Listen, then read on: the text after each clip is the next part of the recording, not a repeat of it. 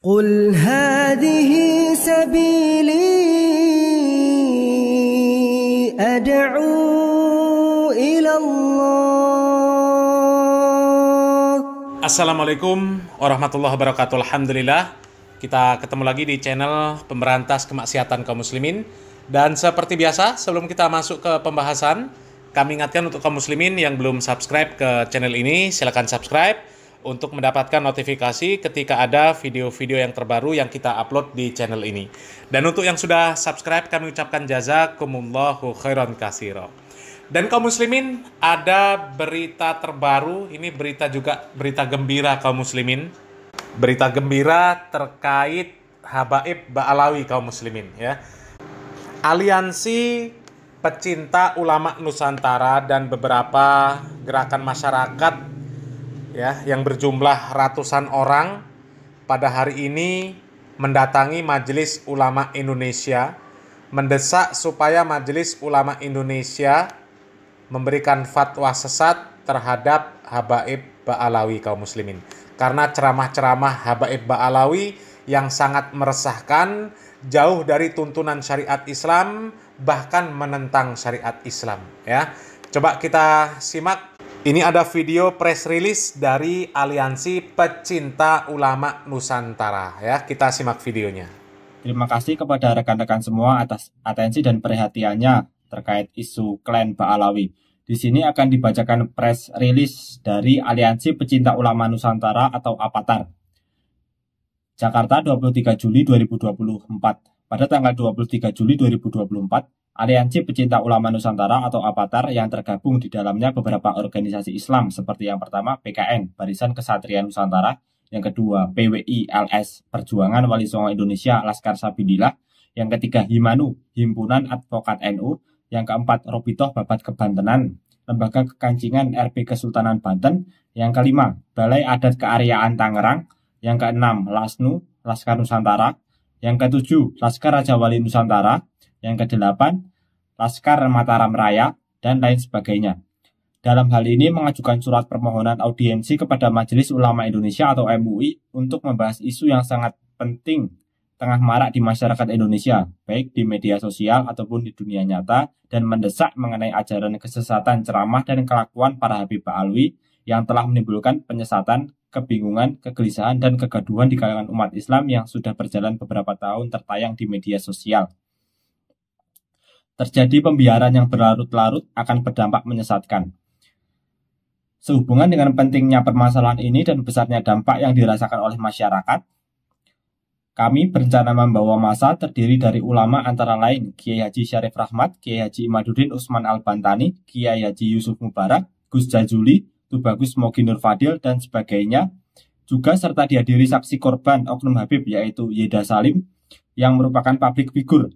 Juga turut dihadiri oleh beberapa public figure lainnya antara lain yaitu Oka Sugawa, Fajar Umbara, Gus Irfan Wesi, dan beserta jamaah kurang lebih 2 bus serta mobil dan motor untuk audiensi pada hari Senin tanggal 29 Juli 2024 sekitar pukul 13.00 waktu Indonesia Barat sampai selesai. Nah, kaum muslimin, berdasarkan press release yang sudah dibacakan tadi bahwasanya Aliansi Pecinta Ulama Nusantara mereka akan mendatangi Majelis Ulama Indonesia untuk melakukan audiensi pada hari ini, mendesak untuk memberikan fatwa sesat para Habaib Ba'alawi terkait ajaran-ajaran dari para Habaib Ba'alawi yang sesat, menyesatkan, yang meresahkan kaum muslimin ya.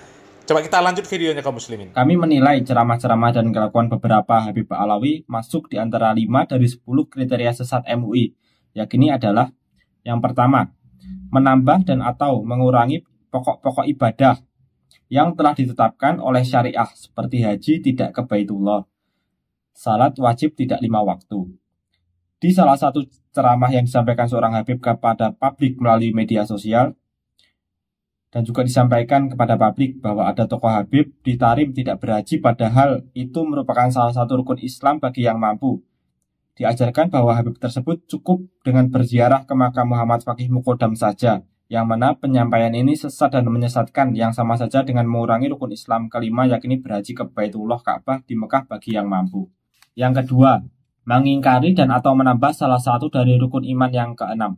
Ada penceramah yang menyampaikan kepada publik dan terekam di video yang tersebar di media sosial bahwa percaya kepada Habib Ba'alawi selaku turunan Nabi Muhammad SAW adalah bagian pokok keimanan, dan yang tidak percaya pada Habib merupakan suatu kemurtadan, yang artinya juga masuk pada kriteria sesat, menambah rukun iman dan mengkafirkan sesama muslim yang bukan kelompoknya.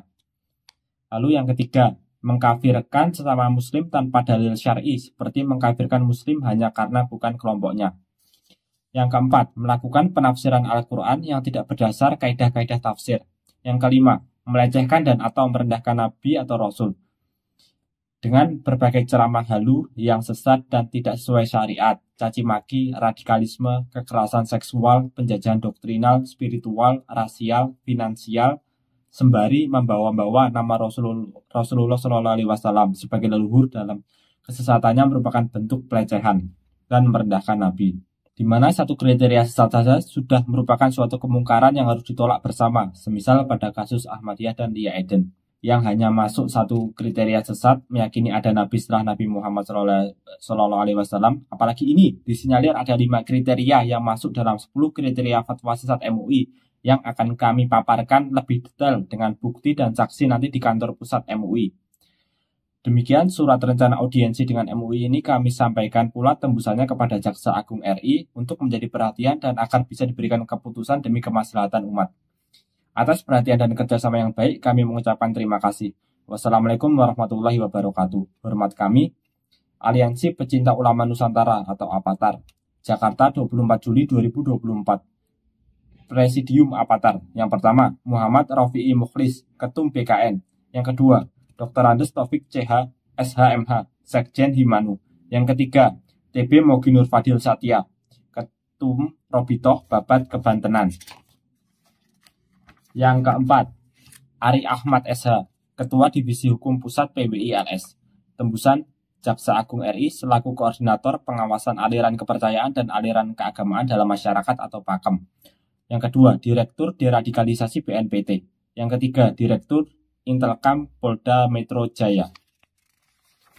Demikian press release dari Aliansi Pecinta Ulama Nusantara. Mari rekan-rekan semua kita kawal terus isu klan Ba'alawi ini sehingga kebenaran akan terbuka dan kita sebagai bangsa dan negara Indonesia akan mendapat kemanfaatan yang luas, khususnya untuk anak cucu kita di generasi yang mendatang. Nah, kaum muslimin, itu tadi press release dari Aliansi Pecinta Ulama Nusantara yang mereka pada hari ini, pada tanggal 29 Juli, mendatangi Majelis Ulama Indonesia untuk melakukan audiensi terkait ajaran-ajaran para habaib yang sesat dan menyesatkan. Ya, mereka mendesak Majelis Ulama Indonesia untuk memberikan fatwa sesat terhadap ajaran para habaib. Karena ajaran para habaib menurut penelitian mereka yaitu masuk 5 kriteria dari 10 kriteria ajaran sesat yang ditentukan oleh Majelis Ulama Indonesia.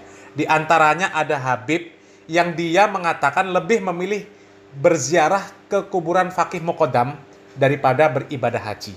Dan itu ada videonya kaum muslimin ya. Insya Allah nanti akan kita bahas kaum muslimin. Di sini kita berharap kaum muslimin desakan dari Aliansi Pecinta Ulama Nusantara ini dikabulkan oleh Majelis Ulama Indonesia hingga akhirnya dikeluarkan fatwa sesat tentang ajaran-ajaran para habaib ya. Memang kalau kita melihat ajaran-ajaran para habaib, ceramah-ceramah para habaib isinya dongeng-dongeng khurafat, cerita-cerita tahayul, bahkan mengajarkan kesyirikan untuk ngalap barokah ke kuburan-kuburan kaum muslimin.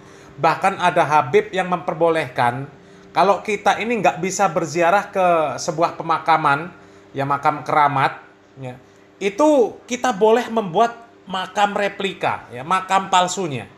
Kemudian bisa untuk diziarahi dan juga untuk ngalap barokah di makam replika tersebut. Itu kan ajaran yang sesat dan menyesatkan kaum muslimin ya. Mudah-mudahan desakan dari Aliansi Pecinta Ulama Nusantara terhadap Majelis Ulama Indonesia ini terkabul kaum muslimin, difatwakan sesat ajaran-ajaran para habaib itu kaum muslimin, sehingga ketika sudah difatwakan sesat ya mereka tidak bisa lagi menyebarkan ajaran-ajaran mereka yang sesat dan menyesatkan ya.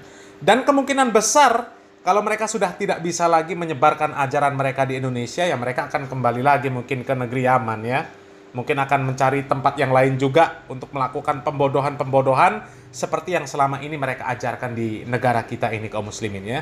Ya, syukur-syukur mereka kembali ke Yaman lah, kaum muslimin ya. Mereka di sana bisa menjadi wali, ya. Di sana menjadi orang-orang yang soleh. Karena di sana ini tempatnya wali, tempatnya orang soleh. Kotanya kota idaman orang soleh, kaum muslimin.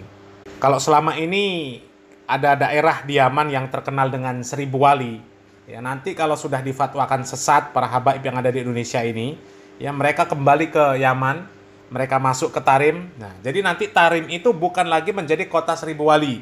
Mungkin kota 2000 wali atau 3000 wali atau mungkin 10.000 wali. Ya karena di Indonesia ini ya kan paling banyak anak cucu Nabi, kata Pak Novel Alaidrus ya. Jadi kalau mereka ini semuanya kembali ke Yaman, mungkin Yaman bisa menjadi kota 10.000 wali, bukan lagi kota 1000 wali. Tapi ya kalau harapan besar kami ya para habaib ya segera bertaubat lah ya. Segera bertaubat, segera rujuk kepada pemahaman Ahlus Sunnah wal Jamaah yang sejati, kaum muslimin ya. Mereka menjadi orang-orang yang memperjuangkan ajaran orang yang diklaim sebagai kakek mereka ya, Nabi Muhammad SAW.